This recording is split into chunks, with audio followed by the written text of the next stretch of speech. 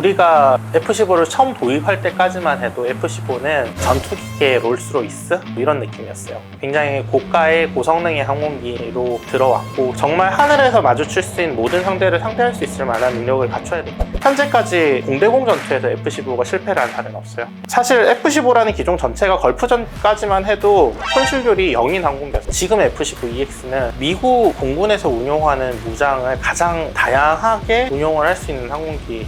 F-15EX를 미 공군이 원했던 게 아니라 어떻게 보면은 미 공군은 갑자기 F-15EX를 떠나버린 상황이었죠. 근데 그렇다고 해서 지금 그걸 안 받을 수가 없는 상황이에요. 안녕하십니까. 21세기 군사연구소 정보분석관 전문연구위원으로 일하고 있는 유성엽입니다.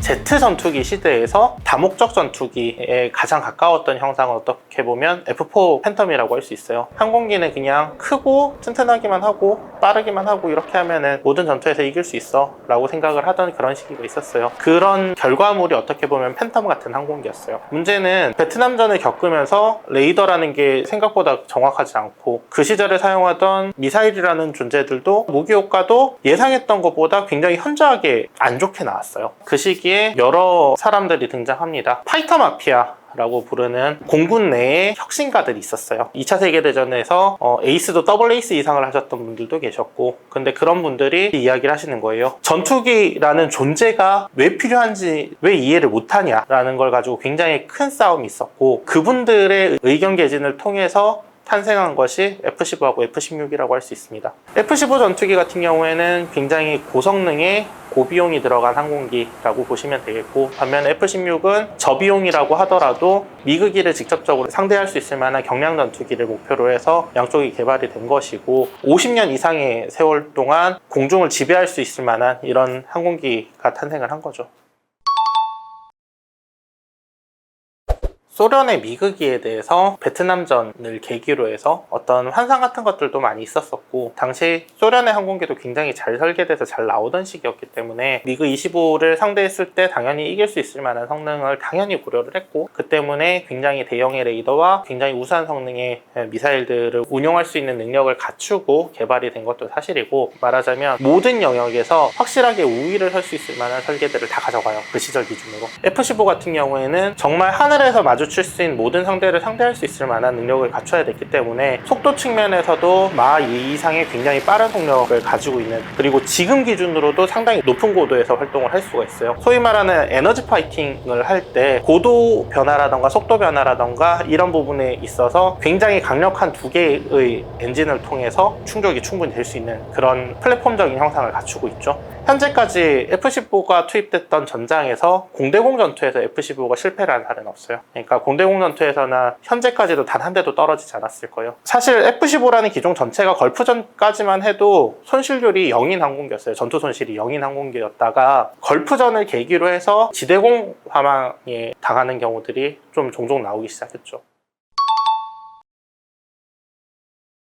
가장 카멜레온 같은 항공기? 강해서 살아남는 게 아니라 살아남는 게 강한 거라고 그런 이야기들도 하는데, 그런 표현을 할 때 가장 적합한 항공기일 수 있어요. 지금도 5세대 전투기가 아닌 이상의 4세대 전투기에서는 가장 우수한 항공기 중에 하나예요. 미군이 꾸준히 성능 개량을 잘 해주니까 전 세계 다른 수요들이 달라붙기 시작하는 거예요. 가령 예를 들어서 원래 F-15 항공기는 2000년대 초반쯤에 생산 라인이 단종이 예정이 돼 있었던 항공기였어요. 근데 한국 공군이 이 항공기를 도입을 하면서 라인이 그만큼 살아났고, 그 뒤에 싱가포르, 중동 이런 쪽에서 계속 추가 주문이 조금씩 들어오면서 수명이 지금 거의 한 20몇 년 더 연장이 된 거라고 볼 수 있거든요. 생산 라인 자체가. 그리고 최종적으로는 카타르에서 주문을 받았던 그 형상을 바탕으로 미 공군에 또 납품까지 들어가는 상황이니까 정말 시대에 가장 잘 적응한 항공기다라고 볼 수는 있을 것 같아요.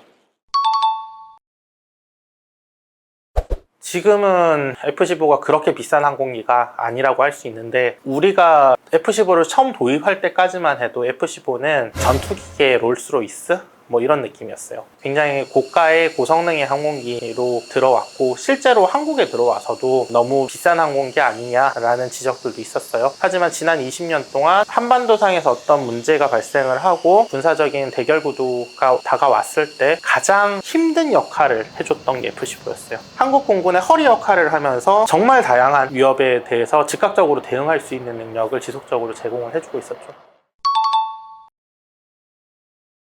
성능 측면에서 15는 좀 확실한 우위가 필요한 전장에 투입을 하기 위한 목적이 더 크다라고 볼 수 있고 16은 그것보다는 좀 더 다양한 활용 방안을 찾는 쪽으로 발전을 한 게 맞아요. 그래서 15 같은 경우에는 미 공군과 주요 동맹국들에만 공급이 됐던 항공기라고 볼 수 있고 F-16 같은 경우는 정말 전 세계 곳곳에 보급이 됐던 그런 항공기들이라고 볼 수 있죠. 가장 큰 특징의 차이는 뭐냐면 첫 번째는 크기와 엔진이에요. 항공기는 어떤 크기로 설계를 할지 그리고 어떤 엔진을 달지를 결정하는 게 사실 제일 큰 일이거든요. F-15는 그 시절 기준으로 가장 강력한 엔진 2대를 장착을 하고 날개도 굉장히 크게 설계를 하고 항속거리라던가 전투행동방향이라던가 이런 부분들도 충분히 잘 나올 수 있도록 설계를 하면서도 심지어 속도까지 빠르도록 설계가 돼 있었어요. 반면에 F-16 같은 경우에는 경제성에 조금 더 중점을 둔 항공기라고 할 수 있죠. 최초의 F-16이 등장했을 때만 해도 F-15 같은 경우에는 BVR 교전 능력을 갖추고 있었어요. F-16 같은 경우에는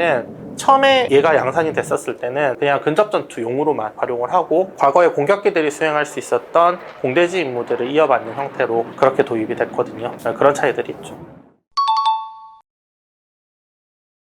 예, 많이 바뀌었어요. F-15 A타입부터 D타입까지는 정말 말 그대로 공중 우세의 전투기라고 할 수 있습니다. 사실 지금 시점으로도 F-15 CD의 성능은 상당히 좋은 편이에요. 공대공 전투를 기준으로 할 때 F-15 E타입이 필요한 이유가 생겼어요. 뭐냐면 원래 미 공군은 굉장히 장거리의 공대지 폭격 임무를 수행을 할 수 있을 만한 F-111 전투 폭격기를 가지고 있었어요. 근데 문제가 뭐냐면 냉전이 끝났잖아요. F-111 같이 고가의 자산을 계속 유지를 할 필요가 없어진 거예요. 대안이 되는 항공기들을 좀 고민을 했던 거예요. 그 중에 하나가 F-15였고 F-15 CD 타입을 기고를 좀 많이 보강을 하고 안에 전자장비라던가 이런 것들을 다 한번 교체를 하고 이런 식으로 해서 F-15 E 타입이 80년대 후반에 등장을 하게 됩니다. 그리고 이것이 데뷔 무대가 걸프전이 됐죠. 그렇게 해서 F-15E가 개발이 됐고 사실상의 멀티롤 파이터의 표준 같은 형상을 갖춘 거죠. 고성능의 멀티롤 파이터는 F-15E 같은 모습을 갖춰야 돼. F-15EX 같은 경우에는 개발비를 사실 미국이 댄 항공기가 아니에요. 물론 어느 정도 예산이 들어가긴 했겠지만 대부분의 형상은 카타르에 납품하면서 성능 개량이 됐던 부분들이 있어요. 근데 그거를 거의 손을 대지 않고 미 공군이 그냥 사가는 그런 상황이라고 볼 수 있습니다. 지금 F-15EX는 플랫폼은 거의 비슷비슷한데 성능이 굉장히 많이 바뀌었어요. 특히나 전자장비 쪽에서는 최신 기술이 무조건 좋거든요. 그리고 플랫폼도 일부 성능 개량 같은 것들이 있었죠. 원래 F-15가 암람을 한 8발 정도밖에 못 달 거거든요. 근데 F-15EX 같은 경우에는 10발 이상을 날 수 있고 그래서 15EX가 정말 좋은 항공기라는 건 분명해요. 그리고 과거하고 달리 15EX가 뭐 평균적인 전투기 시장의 비용을 생각해보면 아주 많이 비싼 항공기도 아니에요. F-15EX는 사실 어떻게 보면 미국 공군에서 운용하는 무장을 가장 다양하게 운용을 할 수 있는 항공기가 되겠죠. 왜 그러냐면은 F-35 같은 경우에는 아직도 무장별로 시험평가를 계속하면서 성능 개량을 하고 있는 상황이기 때문에 무장에 대한 인가가 안 나는 경우들도 많고 그리고 내부 무장창을 써야 되잖아요. 그러다 보니까 그 내부 무장창 사이즈에 맞는 무장만 쓸 수가 있어요. 그렇기 때문에 F-15에서는 쓸 수 있지만 35에서는 쓸 수 없는 이런 무장들이 굉장히 많이 있을 거거든요.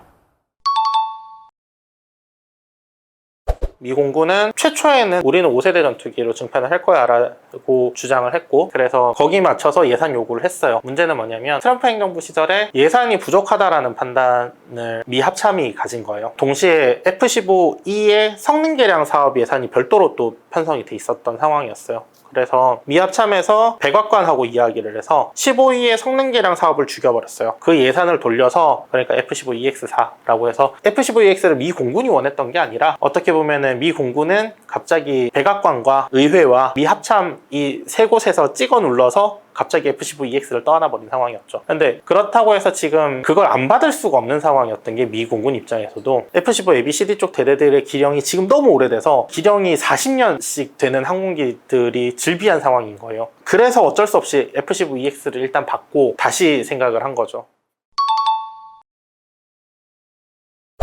144대를 처음에 이야기를 하다가 지금은 이거보다 줄어드는 방향으로 결정이 났어요. 일단 F-15 쪽에서 정말 기령에 문제가 생긴 대대들 정도만 교체를 해주고 역할 자체도 A2AD 환경에서 제일 뒤쪽으로 밀릴 거예요. 그래서 위협이 되는 고위협 환경 쪽으로 들어가면 들어갈수록 6세대 전투기 복합체계군이나 아니면 5세대 전투기 쪽이 그쪽에서 활동을 할 거고, 이 뒤쪽에서 기지 주변에 침투해서 들어오는 적을 상대하는 이런 역할들, 아니면은 유무인 복합체계군의 지휘편대기 역할을 하는 그런 역할들 정도로 뒤쪽에 남아있겠죠. F-15의 수명은 이제 결정이 났다고 볼 수 있습니다. 대략 20년에서 30년 뒤가 F-15가 비행을 마지막으로 하게 되는 그 시기가 올 거예요. F-15EX가 지금 도입이 되기 시작을 하고 굉장히 빠른 시간 안에 요구한 목표를 한 번에 획득하는 것으로 전체 비용을 낮춰야 되기 때문에 양산기간이 생각보다 그렇게 길진 않을 겁니다. 그러면은 향후 뭐 한 5년 이내에는 사업이 종결이 난다라고 가정을 하면 양산 종료 시점으로부터 한 20년에서 30년 이내가 수명이 끝나는 시점이라고 볼 수 있을 것이고, 다만 한 가지 기대를 좀 걸어볼 수 있는 부분은 이런 부분이에요. F-15가 지금 대형 전투기 중에서는 비용이 가장 저렴한 편이에요. F-14, 15, 16, 18 이렇게 4개 기종이 70년대 이후부터 지금까지 자유진영의 하나를 책임진 주요 전투기였다라고 봤을 때 제일 비싼 F-14부터 먼저 날아갔고, 그 다음에 F-18이 최근에 이제 단종이 들어갔죠. 그리고 다음 순서가 아마도 15가 될 것 같아요. 만약에 앞으로의 시대가 과거에 우리가 겪었던 테러와의 전쟁 같은 그런 환경으로 다시 돌아간다라면 15 수명이 그때 가서 또 다시 수명 연장이 또 한 번 될 수도 있겠죠.